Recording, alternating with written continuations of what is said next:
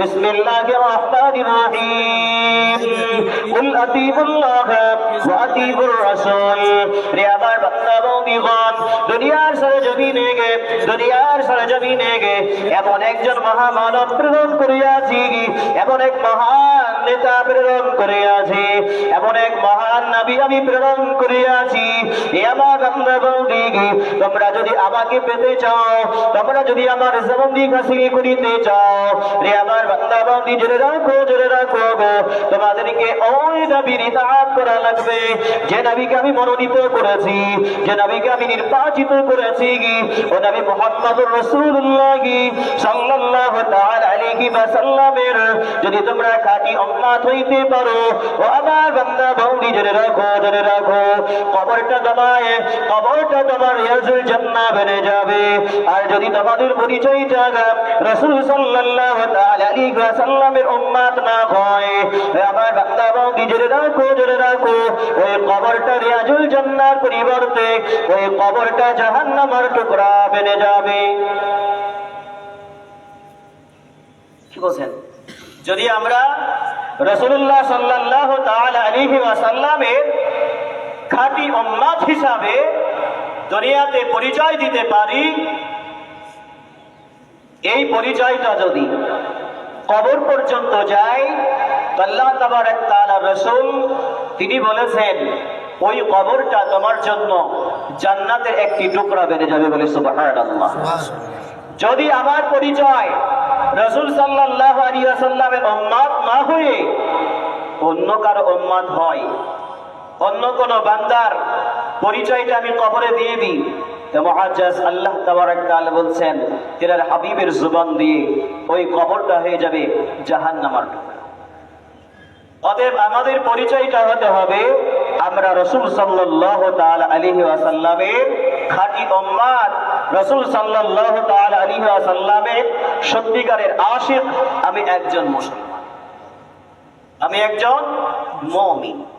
তো মুআজ্জাজ মুমিনের সংজ্ঞা আল্লাহ তাবারক তাআলা কোরআনের মধ্যে দিয়েছেন সুন্দর ভাষায়। আল্লাহ তাবারক তাআলা জানান যে তোমাদের পরিচয়টা হবে একজন মুসলমান। তো মুসলমান পরিচয় হতে হলে সর্বপ্রথম আমাদের যে তাওহীদি কালিমা পাঠ করিতে হয়, প্রথম নম্বরে আমরা একটি কালিমা পাঠ করি, সে কালিমাটা হচ্ছে এই লা ইলাহা ইল্লাল্লাহ। এই কালিমার প্রথম পাঠ যদি এইটুকু পাঠ করে নেওয়ার পরে দ্বিতীয় পাঠটাকে কেউ অস্বীকার করে, সে কি মুসলমান হইতে পারে? জি না, সে মুসলমান হইতে পারে না। যতক্ষণ পর্যন্ত দ্বিতীয় পাঠটাকে তার কলিজার মধ্যে ধারণ না করবে, ততক্ষণ পর্যন্ত সে মুমিন হিসাবে, সে মুসলমান হিসাবে, রাসূলের উম্মত হিসাবে পরিচয় দিতে পারবে। তাই তো করুণাময় আল্লাহ জাল্লা জালালুহু আম্মা নাবাদু জানিয়ে দিয়েছেন কুল আতিউল্লাহ ওয়া আতিউর রাসূল।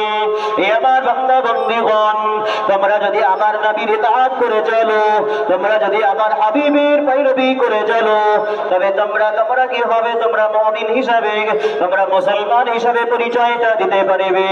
আল্লাহ তাবারক তাআলা হাবিব জানিয়ে দিলেন, আল্লাহ তাবারক তাআলার বার্তা উলিল আমরি মিনকুম। রে আমার বান্দা বন্দী, আমি জানিয়ে দিয়েছি কোরআনের ভাষায় তোমাদের মধ্যে যে আমির থাকবে, যে নেতা থাকবে, ওই নেতার তোমরা আনুগত্য করিবে। এই তিনটি বিষয় যদি আমার মধ্যে থাকে তবে আমরা মুমিন হতে পেরেছি। আর তিনটি বিষয় যদি আমার মধ্যে না থাকে, আমরা যতই মুখে বলি না কেন, আমরা মুমিন হতে পারিব না। আমাদের মুমিন হতে গেলে আল্লাহ তাবারক তাআলাকে সর্বপ্রথম মেনে নিতে হবে, রাসূল সাল্লাল্লাহু তাআলা আলাইহি ওয়াসাল্লামকে মেনে নিতে হবে, এবং রাসূল সাল্লাল্লাহু তাআলা আলাইহি ওয়াসাল্লামের পূর্ণ তরিকা অনুযায়ী যদি আমাদের নেতা থাকে নির্বাচন করা, সেই নেতার আনুগত্য করা লাগবে, সেই নেতার আনুগত্য করা লাগবে। যদি আমরা সেই নেতার আনুগত্য করতে পারি তবে আমরা মুমিন। তো মুআজ্জাজ সেই নেতার আনুগত্য কেমন করে করব?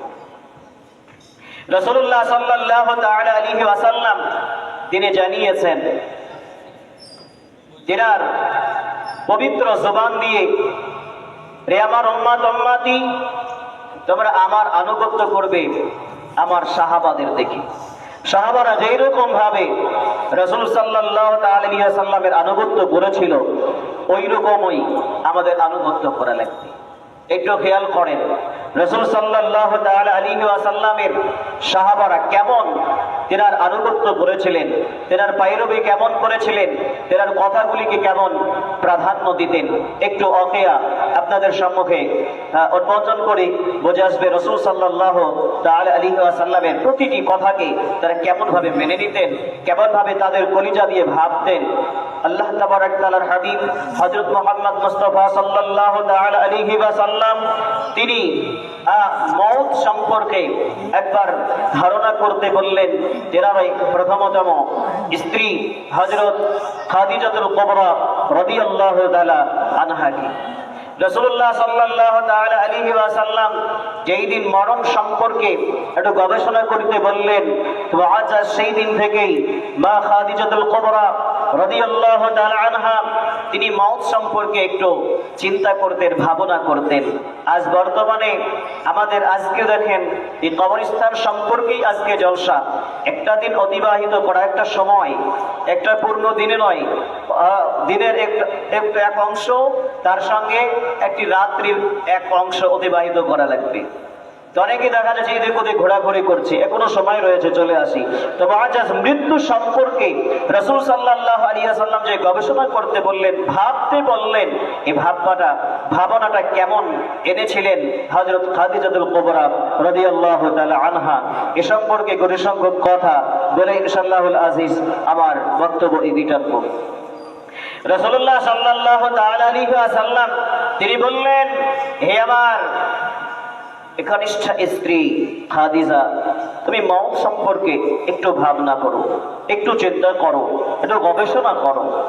দয়ার নবী, মায়ার নবী, রাহমাতাল লিল আলামিন নবী মুহাম্মদুর রাসূলুল্লাহ সাল্লাল্লাহু তাআলা আলাইহি ওয়াসাল্লাম যেই দিন বললেন, এ খাদিজা, এ খাদিজাতুল কুবরা, তুমি মওত সম্পর্কে একটু গবেষণা করো, মওত সম্পর্কে একটু গবেষণা করো।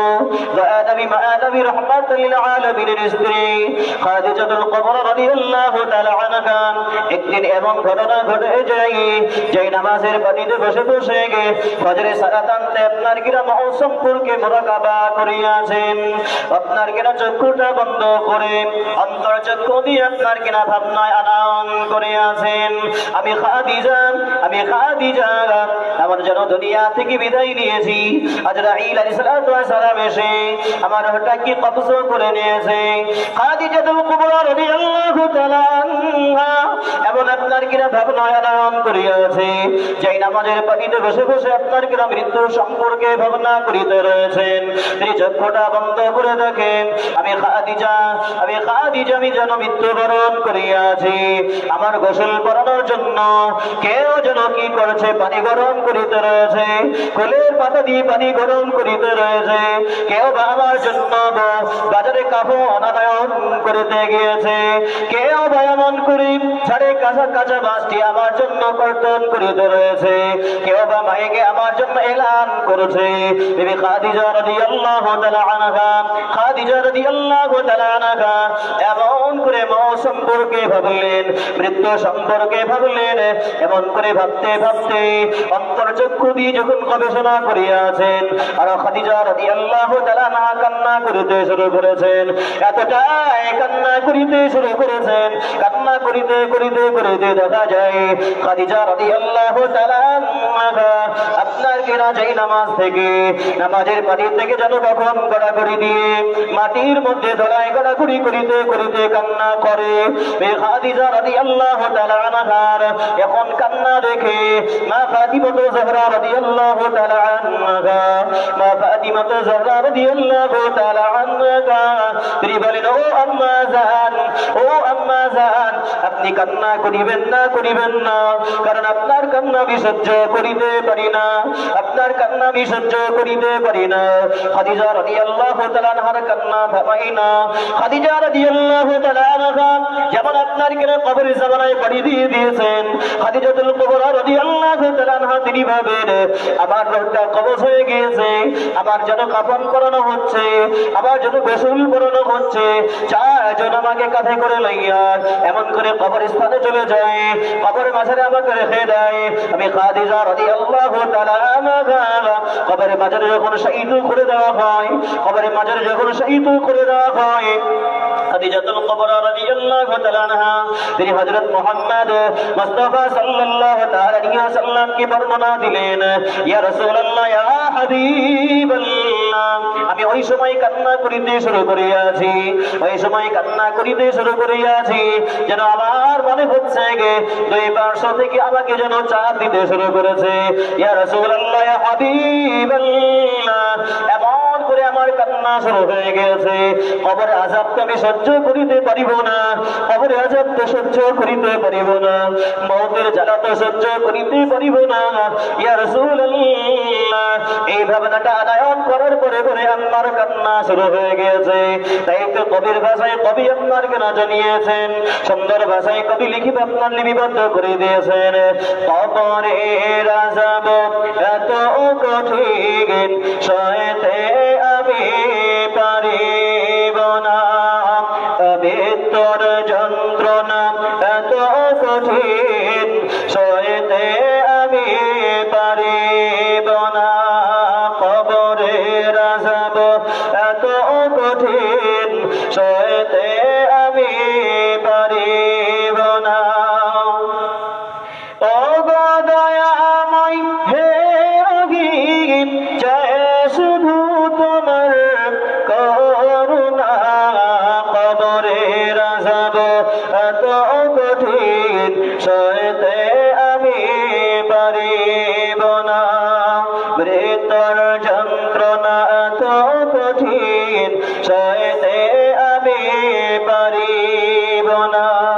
এমন একটা জিনিস প্রত্যেক মানুষের জানা, জানার পরেও যেন আমরা নাজান হয়ে আপনার কেনা বসে রয়েছি। প্রতিটা মানুষের নারী পুরুষ নির্বিশেষে সকলের জানা যে খাটিতে করে আমরা আপনার কেনা ইহজগৎ ছেড়ে পরজগতের জামানায় বাড়িতে বসে খাটির কথা আপনার কেনা কবির ভাষায় কবে জানিয়ে দিয়েছেন, মসজিদের পালকি খানা আসবে দারে দারে সবার জানা, মসজিদের পালকি খানা আসবে দারে দারে সবার জানা, ভোরের পাতা আর গরম পানি শেষ গোসল দেবে তা জানা, গোসল শেষে ওই সাদা কাফনে, গোসল শেষে ওই সাদা কাফনে শেষ বিদায় দেবে তা জানা। ও গো দয়াময় হে রহিম, ও গো দয়াময় হে রহিম, চাই শুধু তোমার করুণা, কবরের আযাব এত কঠিন সইতে আমি পারিব না। আল্লাহুম্মা সাল্লি আলা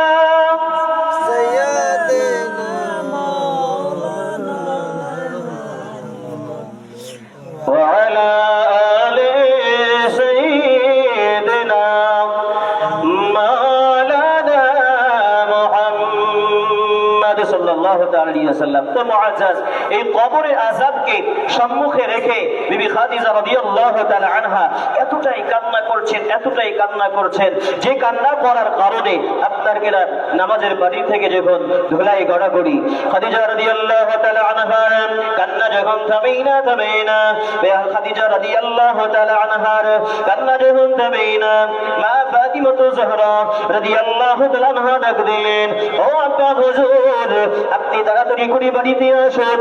দয়া নবী মায়া নবী রাহমাতুল লিল আলামিন যখন আপনার কিনা বাড়ির মধ্যে পৌঁছে গেলেন, রাসূল সাল্লাল্লাহু তাআলা আলাইহি ওয়াসাল্লামকে বলেন, রাসূল সাল্লাল্লাহু তাআলা আলাইহি ওয়াসাল্লামকে বলেন, খাদিজাতুল কুবরা রাদিয়াল্লাহু তাআলা আনহা বলেন, ইয়া রাসূলুল্লাহ ইয়া হাবিবাল্লাহ, আমি আওয়াজকে আমার কান্নাটা থামাইতে পারতেছি না। কারণ কি, আমি এমন একটা জিনিস নিয়ে গবেষণা করিতেছিলাম, এমন একটা জিনিস নিয়ে আমি মুরাকাবা করিতেছিলাম। ইয়া রাসূলুল্লাহ ইয়া হাবিবাল্লাহ, আপনি যেই দিন বলেছেন হে আমার বিবি খাদিজা একটু কি করো মওত সম্পর্কে, মৃত্যু সম্পর্কে একটু গবেষণা করো, কবর সম্পর্কে একটু ভাবনা আনয়ন করো। খাদিজাতুল কুবরা রাদিয়াল্লাহু তাআলা আনহা বলেন, ইয়া রাসূলুল্লাহ ইয়া হাবিবাল্লাহ, ওই কবর সম্পর্কে ভাবনা করিতে করিতে আমি যেন আমার অন্তর্চক্ষু দিয়ে দেখতে পাই, আমি যেন আমার অন্তর্চক্ষু দিয়ে দেখতে পাই আমার যেন মৃত্যু হয়ে গিয়েছে, আমি যেন মৃত্যুবরণ করে গিয়েছি। ইয়া রাসূলুল্লাহ ইয়া হাবিবাল্লাহ, আমাকে চারিজন কাঁধে করে লইয়ে যেন আমাকে নামিয়ে দিয়েছে কবর মাঝারে। ইয়া রাসূলুল্লাহ ইয়া হাবিবাল্লাহ, ওই কবর যেন আমাকে চাপ দেওয়ার জন্য প্রস্তুত নিয়েছে। ইয়া রাসূলুল্লাহ ইয়া হাবিবাল্লাহ, আমি কান্না ততক্ষণ পর্যন্ত থামাবো না যতক্ষণ আপনি আমাকে আমি যে ওসিয়তনামাগুলি করিব এই ওসিয়তগুলি পূরণ করার আপনার কিনা উদ্দেশ্য দিচ্ছেন। যখন ওয়াদা না দিচ্ছেন ততক্ষণ আমার কান্না থামাবো। রাসূল সাল্লাল্লাহু আলাইহি ওয়াসাল্লাম বললেন, হে খাদিজা, কি ওসিয়তনামা বলো। রাসূল সাল্লাল্লাহু তাআলা আলাইহি ওয়াসাল্লামকে বললেন, ইয়া রাসূলুল্লাহ ইয়া হাবিবাল্লাহ, আমার যখন মৃত্যু হয়ে যাবে, আমি যখন ইন্তেকাল করে যাব, আমার কাফনের জন্য বাজার থেকে যেন নতুন কোনো কাপড় না নিয়ে আসা হয়। ইয়া রাসূলুল্লাহ হাবিবাল্লাহ, আপনার শরীর মোবারকের যে জব্বাটা পুরানো হয়ে গেছে, এ রাসূলুল্লাহ আপনি যেই দিন বাদ দিয়েছেন ওটা আমি পরিষ্কার করে সুন্দর করে গচ্ছিত করে আমি আমানত হিসাবে রেখে দিয়েছি, বলি সুবহানাল্লাহ। রাসূল সাল্লাল্লাহু আলাইহি সাল্লামকে বললেন, ইয়া রাসূলুল্লাহ, ওই আপনার শরীরে লাগা জুব্বাটা দিয়ে আমার কাফন বানিয়ে দেবেন। রাসূল সাল্লাল্লাহু আলাইহি ওয়াসাল্লাম বললেন, হে খাদিজা, আমি এমন পরিস্থিতিতে সমাজের বুকে আবির্ভাব হয়েছিলাম যখন আমার পাশে দাঁড়ানোর মতো একজনকেও পাচ্ছিলাম না। হে খাদিজা, তুমি আমার পাশে দাঁড়িয়েছিলে, তোমার অসহায়ের সময় কবরের জামানায় কেন তোমার পাশে দাঁড়াবো না? অতএব আমি তোমার এই ওসিয়তনামাটা পূরণ করব, আবার ওই জব্বাটা দিয়েই তোমার কাফন পরিয়ে দেব। রাসূল সাল্লাল্লাহু আলাইহি ওয়াসাল্লামকে বললেন, ইয়া রাসূলুল্লাহ ইয়া হাবিবাল্লাহ, আমাকে যখন কবরে নামাবেন তার পূর্বে আপনি ওই কবরে নেমে আপনার শরীর মোবারকটা একটু বুলিয়ে দিয়ে আসবেন, কারণ কবর যেন সংকীর্ণ না হতে পারে আপনার বরকতে, বলে সুবহানাল্লাহ। রাসূল সাল্লাল্লাহু আলাইহি ওয়াসাল্লাম বললেন, হ্যাঁ হে খাদিজা, তোমার এই ওসিয়তটাও পূরণ করা হবে। সবচেয়ে বড় বিষয় ভাই মুআজ্জাজ, আজ তো আমাদের সমাজ থেকে একটি জিনিস উঠে গিয়েছে যেটা আপনার কিনা তালকিন বলা হয়। কবরের পাশে দাঁড়িয়ে দাঁড়িয়ে তালকিন করাটা প্রায় উঠে গেছে বললেই চলে। দয়ার নবী মায়ার নবী রাহমাতুল লিল আলামিনকে বিবি খাদিজা রাদিয়াল্লাহু তাআলা আনহা জানিয়ে দিলেন, ইয়া রাসূলুল্লাহ ইয়া হাবিবাল্লাহ, আপনি অতক্ষণ পর্যন্ত আমার কবরকে ছাড়বেন না, অতক্ষণ পর্যন্ত আমার কবরের কাছ থেকে চলে আসবেন না যতক্ষণ মুনকার নাকিরের প্রশ্নের উত্তরটা আমি না দিতে পারবো, বলে সুবহানাল্লাহ। দয়ার নবী মায়ার নবী রাহমাতুল লিল আলামিন নবী মুহাম্মদুর রাসূলুল্লাহ সাল্লাল্লাহু আলাইহি ওয়াসাল্লাম জানিয়ে দিলেন, ও খাদিজা, সকলে যদি তোমার কবর ছেড়ে চলে আসে, আমি রাসূলুল্লাহ তোমার কবরটা ছেড়ে আসবো না। দয়া নবী মায়া নবী রাহমাতুল লিল আলামিন এমন করে বিবি খাদিজা রাদিয়াল্লাহু তাআলা আনহার কবরের কাছে দাঁড়িয়ে রইলেন। আল্লাহ তাবারক তাআলার অনুমতি ক্রমে মুনকার নাকির যখন আসবে, এমন অবস্থায় আল্লাহ তাবারক তাআলা মুনকার ও নাকিরকে আল্লাহ তাবারক তাআলা জানিয়ে দিচ্ছেন, ও মুনকার নাকির, আমার খাদিজা আমার খাদিজার কবরে তোমার যাওয়ার কোনো দরকার নেই, কারণ যে খাদিজা কবরের কান্নাটা দুনিয়াতে হায়াতে জিন্দগি থাকিতেই কান্না করে নিয়েছে, এমন করে নাকি কবরে মাঝারে আর তোমার কান্না লাগবে না, আর তোমার কান্না করা লাগবে না। অতএব খাদিজার যে প্রশ্ন উত্তর আমি স্বয়ং আল্লাহ তাবারক তাআলা দিয়ে দিচ্ছি বলে সুবহানাল্লাহ। তো মুআজ্জাজ এই কবরের প্রশ্নের উত্তর যদি স্বয়ং আল্লাহ তাবারক তাআলা দিয়ে দেন, তাহলে বোঝা যায় কি তার কবরের মাঝারে আর কোনো ভয় থাকে? কেবল ভয় আর থাকে? তো মুআজ্জাজ এই কবরের কান্নাটা আমাদেরকে দুনিয়াতে থাকতেই কান্না করে যেতে হবে। যদি কবরের কান্নাটা যদি না করি, তো মুআজ্জাজ আমাদেরকে কবরে কান্না করা লাগবে। এই কবরের কান্নাটা এমন পরিস্থিতি হবে সেই দিন আপনি আফসোস করবেন। আজকে আমাদের আফসোস হচ্ছে না, অনেকের দেখা যায় আমাদের আফসোস নেই, কবর সম্পর্কে ভাবনা নেই, ওই জিন্দগি সম্পর্কে আমার ভাবনা নেই। যেই দিন আল্লাহ তাবারক তাআলা আমাকে ডাক দেবেন, আমার জীবনটাকে সংকীর্ণ করে দেবেন, আমার রূহটা যখন কবজ হয়ে যাবে, তখন আপনি আমি সকলেই নারী পুরুষ নির্বিশেষে তখন এমন আফসোস করবো আর বলবো ইয়াকুলু ইয়া লাইতানি কদ্দামতু লি হায়াতি, ইয়াকুলু ইয়া লাইতানি কদ্দামতু লি হায়াতি। এ রাব্বি যুল জালাল, আমি যদি এই দুনিয়ার জন্য আখিরাতের জন্য অগ্রিম কিছু পাঠিয়ে দিতাম কতই না ভালো হতো। কতই না ভালো হতো এই জামানার জন্য যদি অগ্রিম কিছু পাঠিয়ে দিতাম। তো মুআজ্জাজ ওই জামানার জন্য পাথেয় কিছু সংগ্রহ করে আমাদেরকে অগ্রিম পাঠিয়ে দিতে হবে। ওই জামানার পাথেয় হচ্ছে সর্বপ্রথমেই সমস্ত ইবাদতের পূর্বে আপনার ঈমানটাকে মজবুত করে নিতে হবে। ঈমানটা হবে এই যাহা কিছু হয় আল্লাহ থেকে হয়, কোনো বস্তু থেকে হয় না, এটা আপনার কলিজায় জাগানো। যার পরে হলেই দয়ার নবী মায়ার নবী রাহমাতাল লিল আলামিন তুলনা কোনদিন হয়নি আর হবে না, যে নবীর তুলনা কোনদিন হয়নি আর আগামীতে হবেও না। এই নবী মুহাম্মদ মুস্তাফা সাল্লাল্লাহু তাআলা আলাইহি ওয়াসাল্লাম সম্পর্কে আকীদাগত দিক থেকে আপনার কিনা ঈমানকে ঠিক রাখা, তবে আপনি আমি কবরের মাঝারে উদ্ধারিত হতে পারবো। যদি মুহাম্মদ সাল্লাল্লাহু তাআলা আলাইহি ওয়াসাল্লামের পূর্ণ আদর্শকে মেনে নিতে পারি, রাসূল সাল্লাল্লাহু তাআলা আলাইহি ওয়াসাল্লামের সাহাবারা কখনো নামাজ ছেড়ে দিতেন না। আমাদের সমাজে দেখা যায় কিছু নামাজ ছেড়ে দেয়। রাসূল সাল্লাল্লাহু আলাইহি ওয়াসাল্লামের সাহাবারা আপনার